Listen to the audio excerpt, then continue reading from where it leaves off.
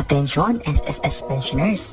Magandang araw mga mahal naming SSS pensioners. Last March 31, 2023, maagang natanggap ng mga first batch SSS pensioners ang kanilang April monthly pension dahil natapat ng Saturday, araw ng release ang kanilang SS monthly pension na April 1, 2023. Sila ang mga SSS pensioners na may date of contingency mula 1st of the month to the 15th of the month.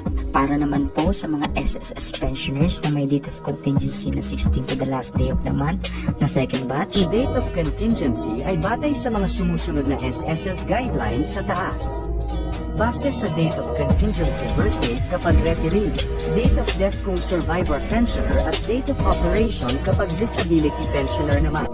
para naman sa second batch SSS pensioners, April 16, 2023, Sunday, ang inyong pension release ay natapat ng Sunday. Kaya naman, maagang mai-credit ang inyong pension sa inyong mga pension cards. April 14, 2023, Friday, 4 p.m. onwards. Ang inyo pong matatanggap ay regular SSS pension lamang. Kakalungkot man, ngunit hindi pa daw po maibibigay ng SSS. Tagal nyo nang dinadasal na SSS second tranche. Ito ang kanilang tugon.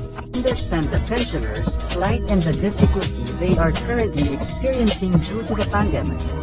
Inasmuch as the SSS wants to respond to the clamor of its pensioners, granting a second isang libong additional benefit allowance will, unfortunately, undermine the SSS fund viability. It can cripple our institution's ability to provide benefit payments to its members and pensioners in the future. Once again, the SSS is appealing for your understanding that we have to comply with the SS law to ensure that any new or additional benefit is based on the pension fund's financial soundness. Rest assured that the SSS will continue to safeguard the fund and promote all its stakeholders' general welfare in the years to come.